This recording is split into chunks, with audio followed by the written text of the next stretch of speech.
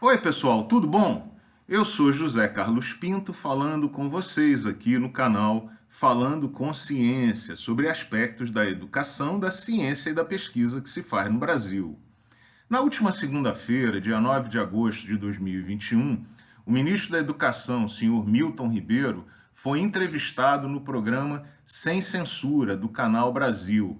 Em um prazo inferior a um mês, é a segunda vez que o ministro se dirige à sociedade brasileira por intermédio da televisão para falar bobagens e derramar preconceitos. A fala do ministro foi tão absurda que despertou críticas em todos os órgãos de imprensa, críticas generalizadas nas redes sociais, e incentivou a UNE a convocar para hoje, dia 11 de agosto de 2021, protestos contra o ministro em todo o Brasil.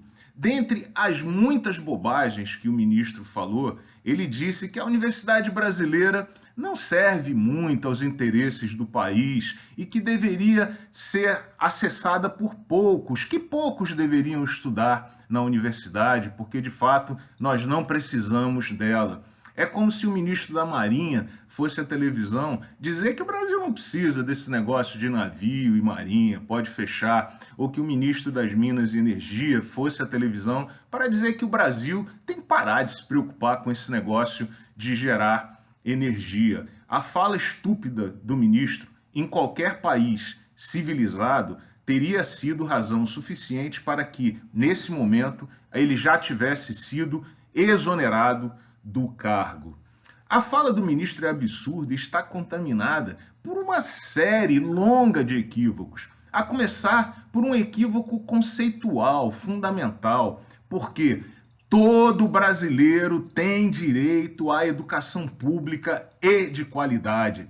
Não cabe ao governo federal, e muito menos ao ministro, dizer que percentual da sociedade brasileira deve estudar e o quanto cada indivíduo tem que estudar. Um segundo ponto é que a fala do ministro, obviamente, é elitista. O ministro não explica quem são os poucos que devem ter acesso à universidade. Mas eu digo aqui para você quem são. São os filhos deles, os filhos dos parentes deles, os filhos dos amigos deles, dos políticos encastelados em Brasília, a começar pelo chefe. O Flávio Bolsonaro se formou em Direito na Cândido Mendes e fez cursos de especialização em políticas públicas na Universidade Federal do Rio de Janeiro, veja só. O Eduardo Bolsonaro estudou Direito, veja bem, na Universidade Federal do Rio de Janeiro. E o Carlos Bolsonaro estudou Ciências Aeroespaciais na Estácio de Sá. Vê-se, portanto, que eles vão mandar os filhos deles para a universidade, porque eles se entendem como um desses poucos. O que eles não querem é que seus filhos sigam para a universidade, porque eles querem prender o Brasil no atraso. E aqui vem o terceiro ponto. A fala do ministro é claramente antipatriótica, porque pretende construir um país atrasado e servil. A fala do ministro é uma fala que se autorrealiza, porque quando não formamos cidadãos brasileiros em executar, em conhecimentos aprofundados e executar tarefas complexas, nós também fazemos com que essas pessoas não sejam capazes de liderar negócios, empresas que oferecem produtos e serviços com conhecimento embarcado. E, portanto, essas empresas não geram oportunidades de trabalho que exigem a realização de tarefas complexas. Como consequência, o Brasil fica prisioneiro da produção de processos e produtos primários de baixa complexidade e que, portanto, demandam apenas o trabalho de pessoas mal formadas e incapazes de executar tarefas complexas, realizando a profecia inicial do ministro. O quarto ponto é que essa fala do ministro é completamente descoordenada e isso por si só já seria motivo para exonerá-lo. Contamos aqui no canal, na semana passada, que acaba de ser publicada a Estratégia Nacional de Inovação.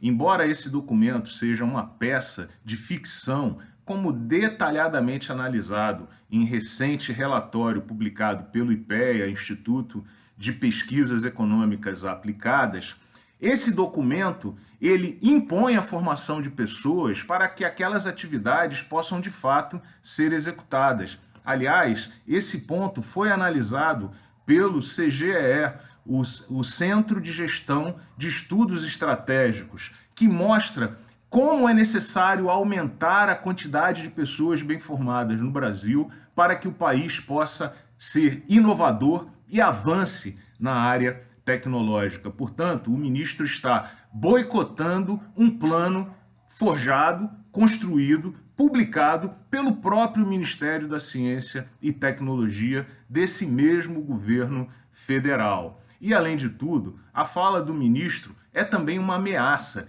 É um plano que está em marcha, porque, como amplamente divulgado, o número de pessoas, de cidadãos brasileiros indo para as universidades nos últimos anos está despencando. Menos da metade dos alunos que se inscreveram no Enem esse ano em relação ao ano passado.